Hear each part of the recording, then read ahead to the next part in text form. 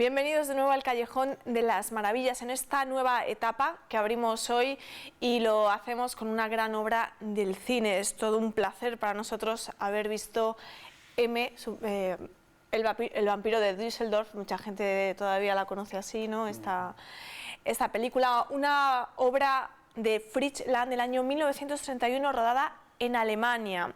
Hemos visto ya en el Callejón varias obras de Fritz Lang, un director al que apreciamos especialmente, pero ninguna de la etapa alemana. Vamos a hablar hoy, si os parece, de la etapa alemana de Fritz Lang, porque se encuentran algunas de sus grandes obras en estos primeros años de carrera en Alemania, tanto en el cine mudo como en el sonoro que inaugura con M. Hombre, además, M era siempre fue de sus películas preferidas, o donde él pensaba que había conseguido la película que él imaginaba en un principio. Pertenece a su etapa, como decía antes, un poco la más simbólica, ¿no? Es muy crítico, todavía no ha introducido esa crítica tan directa y tan política como fueron ya justo los años de la guerra o de la preguerra inmediata. Y es algo que luego se le echó en cara. Muchos críticos de cine que hasta entonces le habían tenido en palmitas, después ya de la guerra, digamos que ya hizo un cine más de género y que abandonó un poco esta crítica tan evidente, se lo echaron en cara. Y no fue hasta los años 60 ya con los directores de la Nouvelle Vague, que como hicieron con tantos otros directores, que rescataron a Fritz Lang. De hecho, bueno, Godard y mucha otra gente le reivindicó de maneras muy distintas y muy bonitas además, y digamos que siempre, para todos los historiadores y todos los críticos, el Fritz Lang alemán era como el totémico, ¿no? El de Metrópolis, el de las tres luces, el de M. Lo que pasa que, claro, luego hizo muchas películas después y algunas de ellas muy importantes. No sé, a mí tampoco me gusta destacar unas etapas sobre otras, ¿no? Porque creo que todas son pasos de un camino, ¿no? Son una evolución, y M desde luego fue muy importante en su carrera y en lo personal también. Pero es una película que sirve también un poco como compendio un poco de todo lo que era Fritz Lang como artista, ¿no? Están sus inquietudes personales con estos temas de la justicia, la maldad, tenían como un con Hitchcock esto del falso culpable, ¿no? Sí. Todos estos dilemas entre qué es lo justo o lo injusto. Luego también está este áurea un poco de novela negra o de cine negro, ¿no? Que también todo le interesaba, el crimen, el concepto del pecado, ¿no? Tan asentado en la cultura. No sé, el expresionismo del que él venía y en el que él había participado. No sé, hay muchísimas cosas. Tampoco quiero acaparar. No, es que es fantástico oírte porque... Nos has dado una lección doctoral sí, sobre... estoy maravillado escuchando a David, decir, ¿no? Sí. No, pero yo añadiría un poco, como indicabas un poco la panorámica de la aportación de Fritz Lang, que Fritz Lang, podemos decir Fritz Lang o el expresionismo alemán, hasta el punto de que, aparte de M y de Metrópolis, que quizás son sus películas con más proyección, que han digamos, vencido mejor el paso del tiempo y se han recibido mejor por generaciones sucesivas de críticos y de cinéfilos y tal, bueno, pues tiene Los Nibelungos, tiene la saga del Dr. Mabuse. La última estupenda, El Testamento del Dr. Mabuse, también Exacto. otra obra de arte. Bueno, y decir que hasta cierto punto representó el espíritu alemán, que esa especie de genio nacional alemán que dio en su versión, digamos, o manifestación más pervertida, más radical, más totalitaria, etcétera, degeneró o abocó en el nazismo, hasta el punto de que sabéis que Goebbels en un momento dado le ofrece la dirección de la UFA, ¿no? La productora, no confundir con UFO, la famosa productora estatal alemana. Ni en inglés, ¿no? Sí, que la cinematografía alemana llegó a producir 400 y pico títulos o 500 al año. La mayoría se exportaban en el mudo. Quiero decir, bueno, naturalmente esa misma noche hizo la maleta y, bueno, no sé si fue esa misma noche al día siguiente y se largó digamos, fuera de Alemania. Esto es muy curioso Rechazó porque la oferta. podemos claro. hablar en este punto del contexto histórico. Está, bueno, M se rueda en 1931, Hitler sube al poder en 1933 y es verdad que a Lang le tientan. Goebbels habla directamente con él, a Hitler le gustaba mucho Metrópolis Y Fritz Lang contaba en una entrevista que le dijo a Goebbels, señor ministro, yo nací católico, pero mi madre nació judía, era judía. Y Goebbels le dijo, bueno, aquí nosotros decidimos quién es judío y quién no. Dice que cogió las maletas y se fue. Y aquí también podemos introducir, si queréis, el tema de su mujer, la guionista de M, y de sus películas en la etapa alemana, porque es interesante. Bueno, pero es que él huyó también. Porque pertenecía al partido nazi. Claro, es Gran que su mujer y guionista un co-guionista gran de M. guionista, sí. él lo dejó todo en Alemania, porque es verdad que se marchó inmediatamente en el primer tren que salía hacia París. Y una de las cosas que dejó fue su mujer, porque era una amenaza real. O sea, su mujer era una persona que estaba concienciada. Tenía un topo en la topera. Sí, sí, Se le había efectivamente. Era imposible decirle que no a Goebbels, aunque no sabemos si a lo mejor tenía más miedo a su esposa que a Goebbels. No, pero él Eso siempre- ya, él no sé si lo siempre- explicó alguna vez. No, él siempre habló muy bien de su mujer, Ajá. aquella que dejó en Alemania con los nazis. Él siempre habló muy bien de ella. Creo era... que para entonces ya mujer seguían estando casados, pero estaban más o menos separados. O sea, tampoco... Sí, pero seguían colaborando, es decir... Sí, tristemente, bueno, hay casos de profesionales muy capacitados que apoyaron al partido. El caso más paradigmático es el de Leni Riefenstahl, ¿no? Claro. Pero que era una persona de indudable talento, pero claro, luego hizo lo que hizo y por eso todavía incluso hoy es cuestionada, digamos, al margen de sus de su capacidades. talento, claro. Pero es verdad que Fritz Lang, bueno, él lo relata esto de una forma maravillosa, como buen narrador que era, y podría ser el capítulo de cualquier novela, parece incluso ficción, porque además él lo adorna mucho, él miraba el reloj calculando, iban a cerrar el banco. Bueno, es un relato fascinante que recomiendo a todos los espectadores que Su huida, ¿no?, de que Alemania. lo vean, sí. Su fuga. Y luego toda la vida que tuvo, porque fue un director un poco errante también. Él tuvo un breve paso por París, luego ya se instauró en Hollywood, pero luego también volvió a Alemania. Él era un intelectual, además de un artista. Entonces, él luego es muy interesante leer cuando ya le recuperaron los directores de la Nouvelle Vague y le hicieron un montón de entrevistas, retrospectivas, y él tuvo oportunidad de contar mucho de su vida y de su obra. Es muy apasionante leer cómo lo cuenta él, porque sobre todo es una persona que se quita toda importancia y él en ningún momento, digamos, que ejerce de artista, ¿no?, ni de maestro, ni nada por el estilo, aunque lo era, evidentemente, sino que, bueno, tiene un discurso muy... Le costó trabajo abrirse hueco en Hollywood, ¿eh? Sí. Y en cierto modo lo consiguió por M. Es decir, él, si os fijáis, creo que hizo 10 o 12 películas rodó en Hollywood, en Estados Unidos, y el 90% son de género negro, de género criminal, digamos. Sí. Es un poco lo que le abre la puerta teniendo muchos más Pero es registros. verdad que le rechazaron proyectos y Sí. hasta que No realmente lo pudo hacer tuvo tan Furia. fácil como otros. Furia, que estaba también entre sus películas Sí. preferidas, junto a M. Sí, es que fue una etapa... Hombre, es verdad que viendo su obra en perspectiva, pues a lo mejor es la etapa más llamativa, ¿no? La Aunque es alemana. verdad. No, No, porque dices- Furia ya la hizo en Hollywood. Sí, es de las primeras que hace Sí, en o Estados la que Unidos. hizo solo... Aquella con Henry Fonda, Solo se vive una vez. También era apasionante, creo que fue la que hizo La después mujer de del Furia. cuadro, Sí, tantas películas, ¿no? Claro, Los Sobornados. Perversidad, Los Sobornados, que hemos visto aquí. Y este western con Marlene Dietrich. Sí, el Rancho También- Notorious, Encubridora, Rancho ¿no? Se llama aquí. Encubridora. Sí. Sí. No, desde luego es apabullante. Y M es un poco, tiene mucho, ¿no?, de todo eso. O sea, es un poco como una especie de radiografía del director. Es muy bonita en ese sentido. Porque tampoco es un director panfletario, ¿no? Tampoco quiere sentar cátedra. M al final es un relato criminal. Yo es que no dejo de pensar en Bertolt Brecht cuando veo esta película, ¿no? Porque es que parece el guión escrito por él, por Brecht, quiero decir, ¿no? Que en esa época también era un autor muy importante. Bertolt Brecht, que era muy amigo de Peter Lorre. Claro, sí, que Es que al trabajaron final todo juntos. Se está... fueron todos en comandita a Estados Se Unidos. fueron todos, En vamos, comandita. Vámonos todos juntos. Salieron corriendo, sí. Sí, sí, sí. salieron Me extraña. por patas, como se suele decir. Bueno, vamos a hablar, si os parece, el lenguaje cinematográfico de esta película, porque es impresionante. Una película, recordemos, del año 1931, y tiene unos movimientos de cámara, una variedad de planos, apabullante. Lo es. Ríete tú, Tarantino. O sea, ¿verdad? Lo que es la bajada de las escaleras, cómo ingenierían esa bajada de las escaleras los policías cuando entran en el local, ¿no?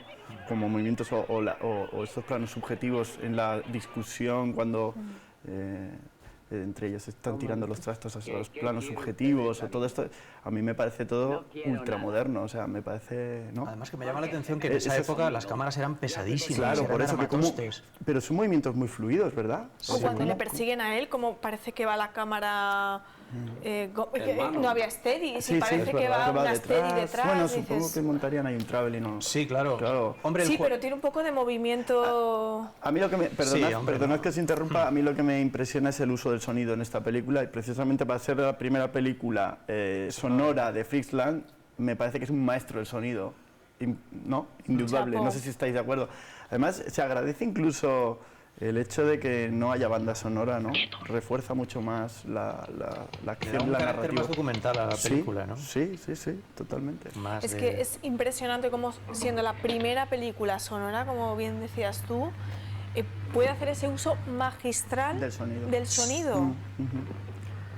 Y fue de los primeros que a mí me parece introdujo un leitmotiv ahí con el silbidito, sí, que luego ha sido muy utilizado como recurso cinematográfico, amenaza, ¿no? la amenaza a través del... De hecho, la película de... Ay, se me ha olvidado. Lawton, Charles Lawton. La Noche del Cazador. No, venía él iba cantando una canción. Iba cantando una canción. Me recuerda un poco, sí. ¿no? Y 10 años después, en el Dr. Jekyll y Hyde de Victor Fleming, para remarcar la transformación de Spencer Tracy en el Que dice doctor, que Peter Lorre en verdad Mr. Hyde, no sabía silbaba silbar, también. que Peter Lorre no sabía silbar y lo hace Fritz Lang. Sí. Es que era un rey del silbido, del silbato, todo bien, un cursa boy.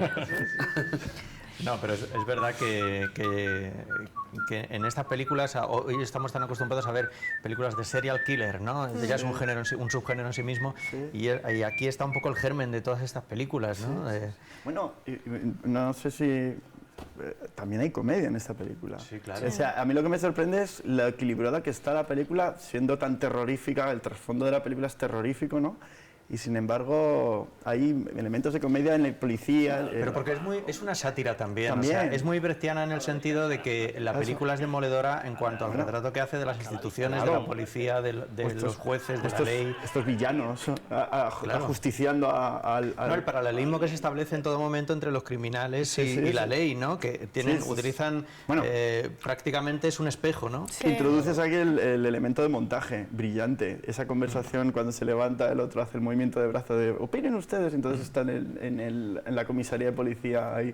Igual, y son todos igual, la misma calaña, son todos. Incluso no recordar que es el Ministerio del Interior, sí, por eso que están en el poder lo homologa a Lampa, ¿no? Claro, exactamente. Y al final el juicio que se desarrolla ahí en ese sótano de la fábrica abandonada es prácticamente idéntico a los juicios que hemos visto en cientos de películas. ¿Qué pasa? Que al final los criminales están copiando, están siendo más legales, más papistas que el Papa. Exactamente, ¿no? Y es curioso, y dices, bueno, estos tipos, ¿por qué saben tanto de leyes y todo eso? Bueno, probablemente porque hayan estado sentados muchas veces en el banquillo de los acusados, ¿no? Claro. Pero es que es muy Aquí irónico. se ha querido ver en esto pues un paralelismo, un reflejo de la sociedad de ese tiempo en Alemania, la República de Weimar, en el año 1931, un estado de capa caída donde el poder cada vez tenía menos peso, el poder de las instituciones del Estado daba paso a todas estas corrientes que se convirtieron en diabólicas, como el nazismo, una inflación galopante, crisis económica, crisis moral, que al final desembocó en lo que desembocó. ¿Crisis? ¿Qué dijo crisis? ¿Qué es eso? O sea, ¿Qué es eso? ¿De qué me suena? No me suena a mí. Claro, cuando vemos todos los días en las noticias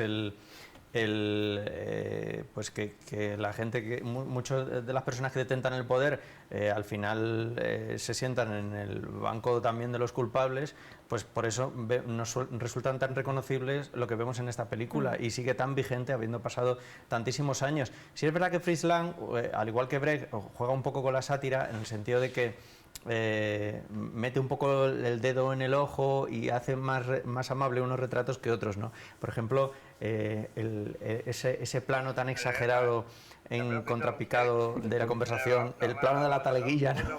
Hablando con su mujer, no, esta noche no voy a cenar, tal y cual. Es un plano grotesco para ridiculizar al personaje, que no lo hace, ese plano no lo hace con el jefe de los criminales, que tiene un empaque y un porte, bueno, al que siempre se le retrata de forma bastante... Parece un jefe nazi, de hecho, con el la abrigo de gabardina de cuero y tal. Largo. Pero que imprime mucha más respetabilidad que el otro. ¿Saben algunos con gitanos? Hay un claro. travelín que salen algunos con cara de, pues de gitanos, de ampones, de no sé qué, pero luego este es como un ario, como un jefe. Se ha dicho también, de las SS, vamos. Algunos historiadores del cine han señalado que se quería criticar al nazismo, pero realmente está ya también muy cuestionado porque su mujer pertenecía al partido y no iba a escribir un guión tampoco. Bueno, pero en ese sentido... Caballo de Troya, ¿no? Las lecturas son fáciles, Claro. yo creo que sí, porque estaban, o sea, a ver, no hemos vivido aquella época, pero yo creo que estaba en el ambiente, estaba en la calle, ¿no? Era la vida del día a día. De hecho, la película en realidad se llamaba El enemigo entre nosotros. Sí. Pero los nazis claro. dijeron que lo cambiase porque se sintieron aludidos.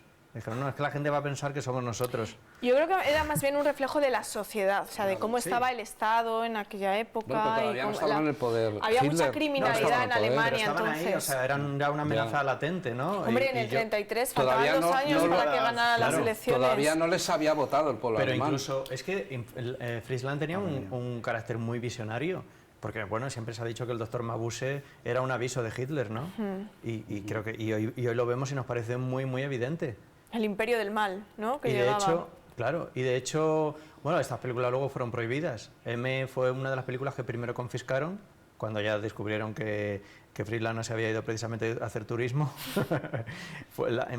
Confiscaron todas las copias y bueno, Mabuse por supuesto estuvo prohibida muchos años después en otros países, o sea que no, que realmente tenía una capacidad visionaria muy importante.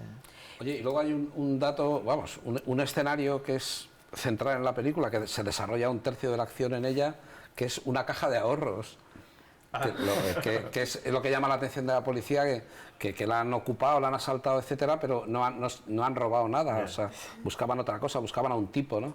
Sí. Un tipo que menudo tipo, Peter Lorre, está estupendo, y eso que él no quería hacer cine, lo cogió casi un poco de teatro, rebote, ¿no? Sí, colaboraba con Bertolt Brecht y le costó un poquito aceptar la invitación de Friesland a protagonizar esta película, y al final fue todo un acierto. El papel de su vida, en verdad, ¿no? Sí. En cine.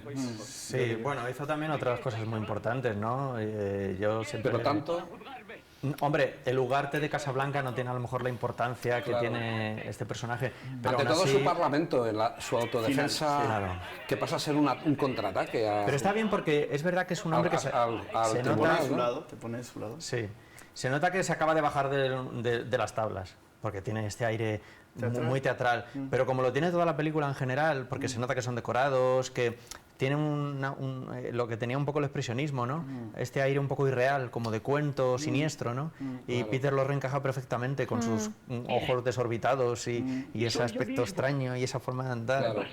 Es que yo creo que el título ese, que lo hemos criticado por inexacto, evidentemente, y por equívoco, del vampiro de Düsseldorf, es algo más que una estrategia comercial, porque siendo una estrategia comercial, pero que la película es un poco, se adscribe al género de vampírico, en toda la escenografía, en las sombras, incluso hay un plano en que... El hombre del saco. Sí. Es el hombre del saco, claro, el Sadman. Hay un plano en que uno de los mendigos que ocupan la caja de ahorros está como agazapado y se lanza, se arroja sobre el vigilante, pero como un vampiro, con posición vampírica, está como una gárgola. Plaf. Claro, y no olvidemos... Se juega, porque vendía, es que era una fuente de royalties para Alemania, esos 400 y pico títulos anuales que decíamos, la mayoría eran de tipo gótico, de cine popular de consumo, de asesinos, de vampiros, etcétera. O sea, el director de fotografía era el director de fotografía habitual de Murnau.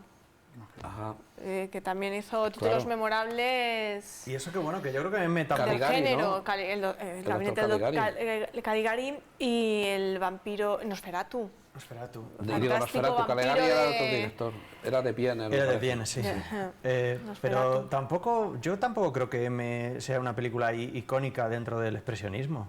O sea, sí, tiene cosas expresionistas, pero no es el Tiene toda la Caligari. estética. todo De hecho, el- Fritz Lang decía que él no era expresionista, que él no le gustaba pues La bueno, definición la estética. calificación de expresionista porque No, él dice no que se él consideraba, claro. participó del expresionismo porque era también lo que había en aquella época y que era un poco la herramienta que facilitaba contar ese tipo de historias, pero él tampoco, sí, los expresionistas por excelencia, pues sí, eran más Murnau, viene, pero no Fritz Lang. Fritz Lang, bueno, participó de aquello y sus películas, hasta las muy posteriores, todavía tenían un ramalazo expresionista, pero nunca fue un expresionista al uso, ¿no? De hecho, si hablamos de las influencias de M, también podemos decir que luego el género policíaco negro americano clásico bebió mucho del expresionismo alemán. Sí, claro. Entonces, me gustaría comentar el cartel. Antes habéis dicho algo del cartel, no sé si fuera de cámara. El cartel impresionante de esta película, que por cierto luego utilizaron los nazis, la imagen de Peter Lorre, porque Peter Lorre era judío, como, bueno, pues expresión de Propaganda antisemita, creo que era. propaganda antisemita, sí. Claro, Peter Lorre, que también salió huyendo de Alemania, por supuesto. Se fue a Londres a trabajar con Hitchcock. Sí. Sí, con Pensé una que ibas a decir, se fue a Londres a trabajar con Hitler. No, de contraespía, no. Alfred Hitler. Se fue, además, la primera versión interpretó del hombre que sabía demasiado. Porque Hitchcock admiraba a Lang, claro. Estas primeras La películas. vimos aquí cuando éramos jóvenes, ¿no? En este programa. Vimos la versión americana, Eso fue ayer. del Ah, hombre que americana. sabía demasiado. Ah, vale. ayer, La esa versión fue. inglesa del hombre que sabía demasiado, que ahí Cierto. estaba Peter Hacía un Lorre. papel Luego ya, secundario, no el prota, digamos. sí, hacía un Creo papel recordar, secundario. Luego sí. ya pues aparece en Importante, Casablanca, pero no. aparece en Estados Unidos en Halcón Maltés, compartió piso con Billy Claro. Wilder en Estados Unidos. Peter Qué Lorre bigota. adelgazó. Porque es verdad que hay un gran cambio físico de este Peter Lorre de M al Peter Lorre que vemos luego en el cine americano. Hay que decir que Aquí estaba muy Lorre muy llevó una cebado. vida muy peligrosa. Y de hecho, bueno, Hitchcock recuerdo que lo comenta en el libro con Truffaut, que anécdotas un poco tristes ya del final de sus días. Pero bueno, era esta gente que vivía muy intensamente, ¿no? Estos artistas que se tomaban su trabajo y su...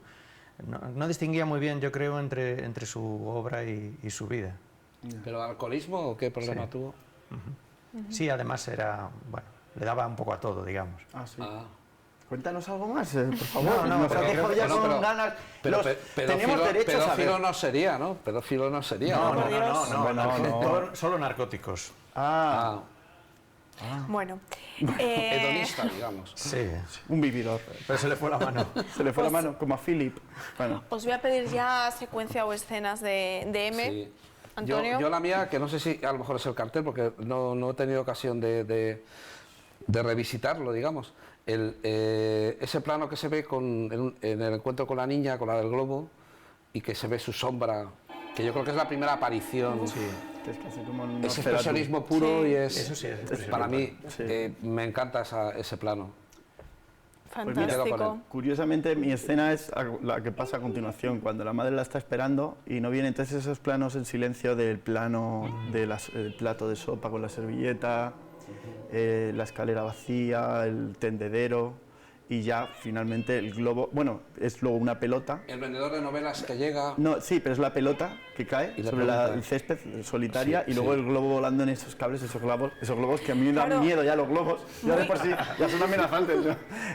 Eso más que una buena Es intención, que vamos, es ya un era un globo que susto. es como un alienígena, Sí, ¿no? El sí, globo es tú que decías los UFOs. Pues, un payaso sí, sí, diabólico. ¿vale? diabólico, algo así, sí. Es interesante también señalar la utilización de la sugerencia en esta película más que de lo explícito. Es muy importante, esto que acabas de comentar tú, no se ve ningún asesinato, no se ve ningún... A lo largo de la película hace uso, hay una serie de escenas que juega muy bien con los silencios y sí, lo apoya efectivamente con imagen y off en este caso. Y con música, así con audio, por ejemplo, cuando se le cae la navaja en el suelo y tiene ese encontronazo provocado por el mendigo y que cuando le ponen la M, pone una música que subraya el efecto, como una música como espectral, muy sutil. Sutil, pero... Es un sonido, ni siquiera es una música. Son sonidos, porque música no hay. Pero no es el sonido de la navaja, es un ruido de acompañamiento que te crispa los nervios, ¿no? Y voy a señalar algo más, si me permitís, que me impresiona mucho, es el plano final de todos estos ladrones y tal que le están ajusticiando cuando se lanzan en tromba por él. Entonces, de repente todos los ves como se paran, como que la autoridad superior ha venido, ¿no? Policía. Sí, los policías han llegado y en ese plano que vienen todos frenan. Pero y es verdad que ahí tampoco necesitamos el contraplano No, de la policía no entrando, ¿no? No necesitas, hace falta. eso es lo inteligente. Juega con el sonido también. Sí.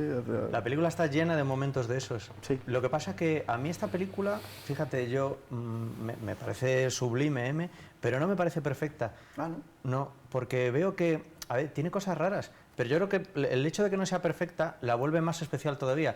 Yo creo que Fritz Lang a veces hace cosas raras, como me encanta cuando utiliza estas elipsis y estos soft y estos juega con el fuera de campo, pero luego a veces no entiendo que sea tan exhaustivo con otras escenas, que a lo mejor podrían ser más cortas.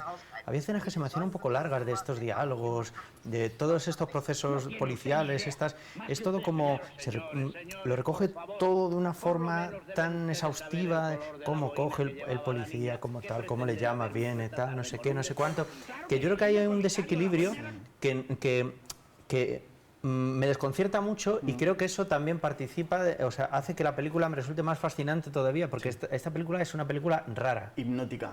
Pero, ¿os acordáis ese plano del compás? Trazando círculos, cuando están describiendo el plan policial. A mí ese plano me vuelve loco. Un plano muy técnico, muy...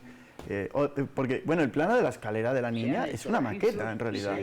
Se nota que es una maqueta. Es que era arquitecto Fritz Lang, creo, Claro, de formación y tal, y saca planos de la caja de ahorros, de todo. Mira, ese plano de las escaleras podría haber sido unas escaleras de verdad y haberlo sacado, pero el hecho de que ponga ahí una maqueta pues lo hace más inquietante todavía, más esto que decías tú de cuento oscuro, ¿no? Bueno, y el que no habéis comentado, el plano del escaparate. Bueno, espejo, esas eso flechas. Es que todos los escaparates... Hay varios Los escaparates, escaparates que salen, Inquietantes, todos los los escaparates escaparates son amenazantes. amenazantes Son todos. como los relatos del Dr. Seuss, así como un poquito... que dices, esto es como una dimensión paralela. De hecho, ¿por qué no se hacen escaparates así? Atraerían la atención de todo el público. Yo haría una tienda de caramelos con esas flechas indicando... O sea, ese plano... con un gran chupachus con la cabeza de Peter Lorre. Sí, también, y esos ojos, esas espirales. Hay espirales. Bueno, hay un plano cuando le acaban ya de localizar a él, está en la tienda y hay una espiral de fondo en el escaparate. ¿Os acordáis con la niña? Hay ese momento, ¿no? Que hay como un cierto simbolismo, ¿no? Muchos niveles en M, muchos niveles. Hay muchos niveles, sí. Muchas lecturas. Visualmente es muy bella, muy rica, aunque lo que esté retratando sean cosas turbulentas, horrendas, sí, pero visualmente es muy bella y por eso también tiene algo muy atractivo esta película, porque es que hasta el cuadro de los mendigos final es muy pictórico, ¿no? Muy visual. Y ese inicio soberbio con el picado, el coro de los niños jugando, cantando, es maravilloso. Y esa cámara El Tribunal de los Mendigos, si me permites, es más que expresionista, es esperpéntico, o sea, es casi expresionismo español. Y de hecho te remite a Rinconete y Cortadillo, que es una especie de sociedad de Lampa jerarquizada y con su código y tal. Claro, eso ya lo había hecho Brecht exactamente igual en la ópera de los Tres Peniques, me parece que sí, igual, o sea, lo mismo, una organización de mendigos que se... Ventana de Brecht, probablemente, claro. Todo con sus estratos y sus jerarquías, eso está aquí en esta película. Tenemos que acabar ya, nos tenemos que ir, es una pena. Da para muchísimo. M de mucho. Ya que estábamos empezando, Bensi. No, desgraciadamente tenemos que despegar. Acabar ya. Aterrizar, quería decir. Aterrizarse. Nos encanta M, tienen que volver a verla porque tiene un montón de lecturas. ¿La vemos otra vez? Venga. Bueno, venga, sí. Vamos a verla otra vez. Bueno, nos vamos. Volvemos la semana que viene con otra estupenda película, Al Callejón de las Maravillas. No se lo pierdan. Hasta entonces.